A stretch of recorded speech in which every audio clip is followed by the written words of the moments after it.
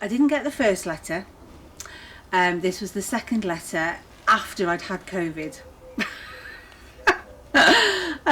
Two things, one negative and one positive really. The positive is that in Wirral we've had a fantastic third sector working together to manage all the community issues, and I know that other places haven't had that, and the national volunteering system took so long to get up and running that local services had done it for themselves really. So that's one thing, we positive that we had that for people at that point. But I think negatively it means that the national numbers, you couldn't get through. Also, they didn't know what was in your area for you, what was available.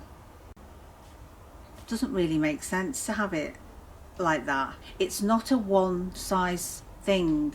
You've got the internet, therefore you can do everything. You can't. I feel definitely the positives of digital far outweigh the negatives, and I think if we can carefully think about how we use it, I would like to see a mix of both, so that we can not exclude the people that were excluded before. We now have, and we have had right from the very beginning, some very anxious older people who have stayed in almost 100% of the time. Some people 100% of the time have not had any contact with anyone at all. Where do they go now with shielding? Where's the guidance? I've not had any guidance on that. My email just said from the 31st of March you can go out. Well, can I go out? Where do I go? Do I need a mask? What's the situation really? I think one of the other issues is confidence. My own confidence has definitely waned without a doubt, and I only realised that as I started to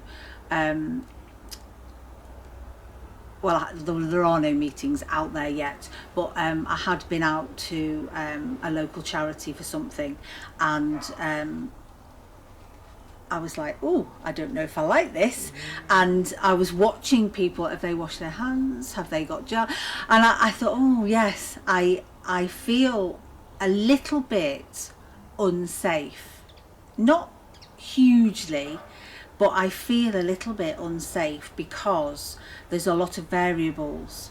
I think maybe people much more shielded than I've been and much less confident than me will not be going out.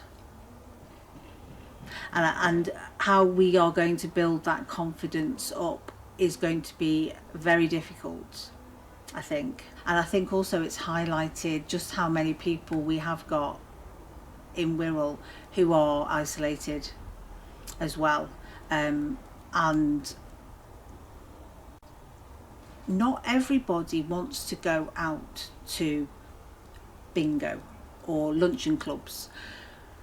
So I think we've got to definitely look at alternatives for people, what person-centered obviously, and we can't just one brush stroke, everybody who's old needs this, or everybody who's young needs this.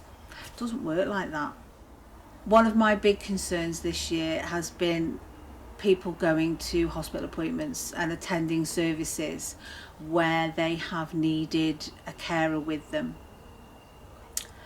and the staff have not had the same protocol across the whole of the Wirral, and carers have been made to stay outside, some carers have been let in, some have been quite rude. We haven't been able to get a joined up approach to that, and we have a family member who lost his sight in the middle of lockdown and also had cancer, so had to go for treatment, and her daughter wasn't allowed in with her even though she couldn't see, and it was really distressing. And I feel that the fear overtook the care. That's how I feel about it.